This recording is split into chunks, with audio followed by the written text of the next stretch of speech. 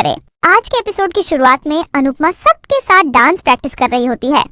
भारती से पूछती है कि क्या सरिता नहीं आएगी।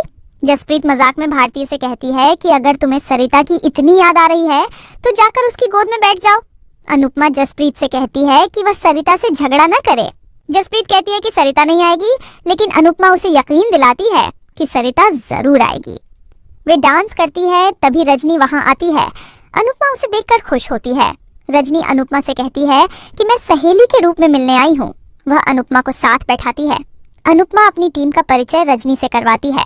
रजनी मुस्कुराते हुए कहती है कि मैं सेलिब्रिटी, नेता और सोशल वर्कर बन गई, लेकिन रजनी होना ही भूल गई। तुमसे मिलने के बाद मैं खुद से मिली हूँ। रजनी अनुपमा को इमली देती है तो अनुपमा बेहद खुश होती है और दोनों बचपन की बातों को याद करती है। रजनी कहती है कि इमली देकर वह अनुपमा से अपना होमवर्क करवाती थी। अनुपमा याद करती है कि वह तो रविवार को भी रजनी का काम इमली के बदले कर देती थी। दोनों बचपन को याद करके बेहद खुश होती है। अनुपमा रजनी से पूछती है कि तुम राजनीति में कैसे आ गई। रजनी हैरान होती है। दूसरी तरफ गौतम मोटीबा को बताता है कि एक चोल को तोड़कर टावर बनाना है। मोटीबा पराग से पूछती है कि वह परेशान क्यों है।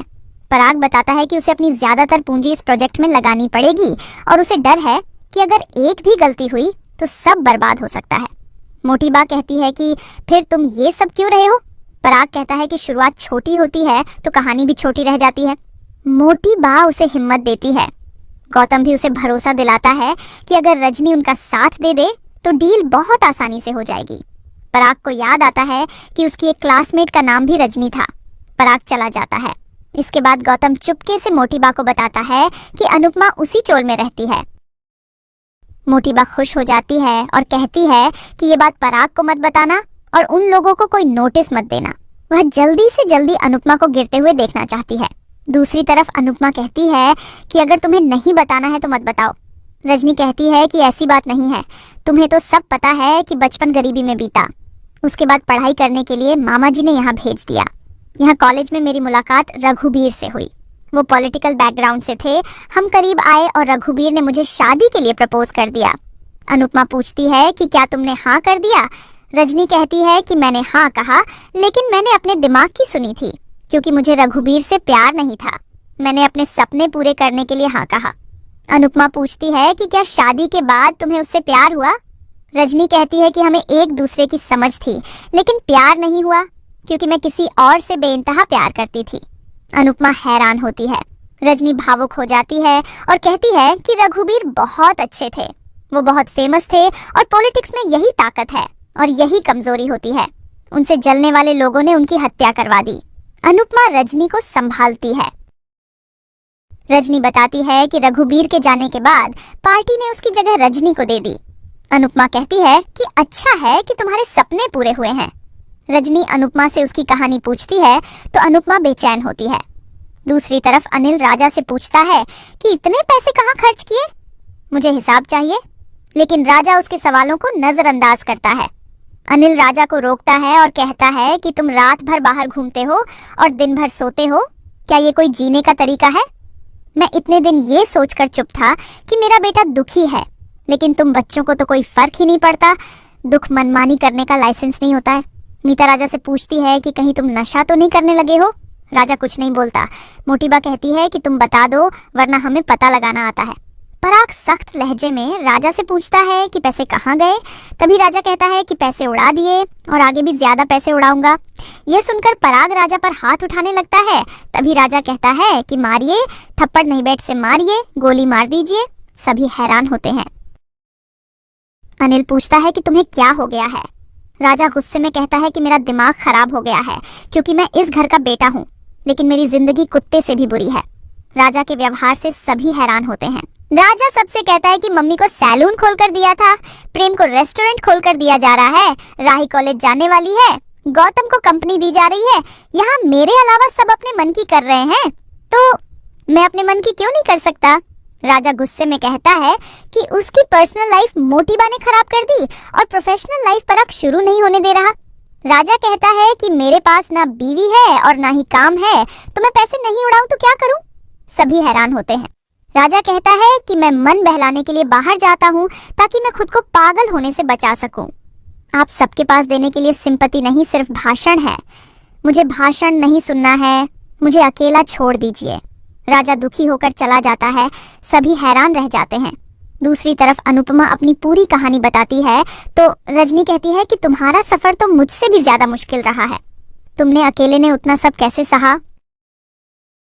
अनुपमा कहती है कि अपनों के लिए सब करना पड़ता है। रजनी अनुपमा को गले लगाती है और कहती है कि मैं तुम्हारे लिए कुछ करना चाहती हूँ, मेरे लायक कुछ भी काम है तो मुझे बताओ। अनुपमा को चोल के लोगों की बातें याद आती हैं और वह कहती है कि मुझे तुमसे एक काम है।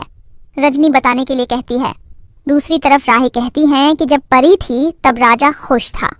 पराग कहता है कि शायद तुम भूल रही हो कि मैंने क्या कहा था। प्रेम कहता है कि राही सही कह रही है, आपने भी अभी देखा कि राजा की क्या हालत है। राजा और परी एक साथ खुश थे। मीता कहती है कि परी ने क्या किया ये भी सबने देखा है। राही कहती है कि परी की गलती के साथ राजा का दुख भी देख लीजिए। अनिल कहता है कि परी के साथ हमारी भी गलती है, माँ बाप को बच्चों के झगड़ों को खत्म करना चाहिए लेकिन हम उन्हें बढ़ा रहे हैं। पराग कहता है कि ये बात यही खत्म होती है। वह अनिल और गौतम को लेकर चला जाता है, बाकी सब लोग भी चले जाते हैं। इसी बीच राही जाने लगती है, तभी माही कहती है कि सबके लिए चाय और गौतम जी के लिए हल्दी वाला दूध बना दो। राही कहती है कि चाय बनाने के लिए सर्वेंट है और अपने पति के लिए दूध तुम खुद बना लो। माही ताना मारती है कि आप क्या पढ़ाई की एक्टिंग करोगी, काम से बचने का ये बहाना अच्छा है। राही कहती है कि अगर तुम अपने पति का ध्यान नहीं रख सकती तो तुमने शादी क्यों की। माही कहती है कि मैं ऑफिस जाती हूँ। तभी राही कहती है कि तुमने भी काम से बचने का अच्छा बहाना ढूंढा है। ख्याति माही से कहती है कि राही अपने हिस्से का काम करती है, क्या तुम चाय नहीं बना सकती। माही कहती है कि बात चाय की नहीं है, पढ़ाई की नौटंकी की है। राही पढ़ाई कर ही नहीं सकती इसलिए पढ़ाई का नाटक कर रही है। राही कहती है कि तुम मेरी पढ़ाई के पीछे क्यों पड़ी हो, शायद तुम्हें ये लगता है कि मैं तुमसे सिर्फ डिग्री के मामले में पीछे हूँ और अगर मैंने डिग्री हासिल कर ली तो तुम मुझे ताने नहीं दे पाओगी। माही कहती है कि ताने तो आपको ऐसे ही मिलेंगे क्योंकि आपको डिग्री नहीं मिलने वाली। डिग्री के लिए टैलेंट चाहिए और टैलेंट आप में नहीं है। राही कहती है कि मुझ में टैलेंट है इसीलिए तुम डर रही हो, क्योंकि अगर मैं डिग्री लेकर कंपनी में आ गई तो तुम और गौतम कंपनी में जो कुछ कर रहे हो वो नहीं कर पाओगे। माही और राही में बहस हो जाती है। माही कहती है कि आपसे बर्दाश्त नहीं हो रहा है कि मोटीबा मुझसे इतना प्यार करती है, पापा मुझे अपनी बेटी मानते हैं और मैं और गौतम जी पावर कपल बन गए हैं। राही कहती है कि तुम दोनों तो पागल कपल हो। माही कहती है कि आप दोनों लूजर कपल हो, प्रेम से कंपनी हैंडल नहीं होती और आपसे घर हैंडल नहीं होता, तुम दोनों निकम्मे हो। राही कहती है कि हम तुम दोनों की तरह घटिया नहीं है। राही साफ कहती है कि एक बार मेरी पढ़ाई पूरी होने दो, उसके बाद तुम देखना कि मैं क्या करती हूँ। माही कहती है कि आज तक आपसे कुछ नहीं हुआ और ना ही कभी आगे होगा, आप भगोड़ी हो। राही कहती है कि तुम तो एहसान फरामोश हो। दोनों में बहस होती है। तभी ख्याति दोनों को चुप कराती है। ख्याति माही से कहती है कि बड़ी बहन से बात करने का ये क्या तरीका है, जब से तुम ऑफिस जाने लग गई हो तब से तुम्हें हम फालतू लगते हैं। माही कहती है कि आप बीच में मत बोलो। ख्याति माही को डांटती है। तभी माही मोटी बा को आते हुए देख लेती है और तुरंत भोली बन जाती है। मोटी बा ख्याति पर गुस्सा करती है और कहती है कि अगर तुम्हें अपनी लाडली बहू का साथ देना है तो दो, लेकिन तुम्हें माही को नीचा दिखाने की जरूरत नहीं है। राही पूछती है कि माही सबको ताने मारती रहती है, क्या ये सही है। मोटी बा गुस्से में कहती है कि ये अकड़ अपनी माँ के सामने दिखाना, हमारे सामने नहीं। माही को चैन से जीने दो वरना हमसे बुरा कोई नहीं होगा। मोटी बा मीता को लेकर चली जाती है।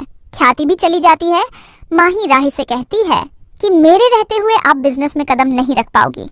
राही कहती है कि मैं घर की रानी और बिजनेस की महारानी बनकर दिखाऊंगी। दूसरी तरफ शो की हीरोइन परी के डिजाइन की तारीफ करती है और पूछती है कि क्या तुम मेरे लिए ये बना सकती हो। परी सहमत होती है। वह परी से डिजाइन रखने के लिए पूछती है तो परी उसे इजाजत दे देती है। दूसरी तरफ रजनी अनुपमा की बात सुनकर कहती है कि ये तुमने बड़ी दुविधा में डाल दिया है। अनुपमा कहती है कि कोई बात नहीं, तुम भूल जाओ। तभी रजनी हंसते हुए कहती है कि मैंने तुम्हें बेवकूफ बना दिया, ये काम तो आसानी से कर दूंगी। अनुपमा कहती है कि क्या तुम सच में सरिता से बात करोगी, क्योंकि वो तुम्हें बहुत मानती है। रजनी कहती है कि मैं सरिता से बात करूंगी।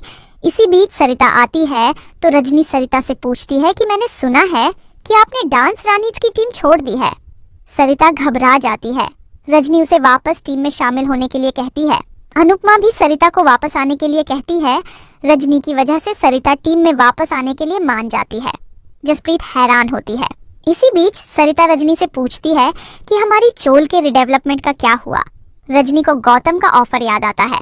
अनुपमा रजनी से कहती है कि मुझे पूरा विश्वास है कि तुम चोल वालों को बेघर नहीं होने दोगी। रजनी परेशान होती है। तभी रजनी का पीए आकर बताता है कि उसे जरूरी काम से मंत्रालय जाना पड़ेगा। अनुपमा कहती है कि पहले काम करो, हम मिलते रहेंगे। रजनी कहती है कि अगली बार तुम मेरे घर पर आना। रजनी चली जाती है। अनुपमा सोचती है कि मुझे रजनी पर भरोसा है, वो चोल वालों के साथ कभी गलत नहीं करेगी। इसी के साथ एपिसोड खत्म हो जाता है।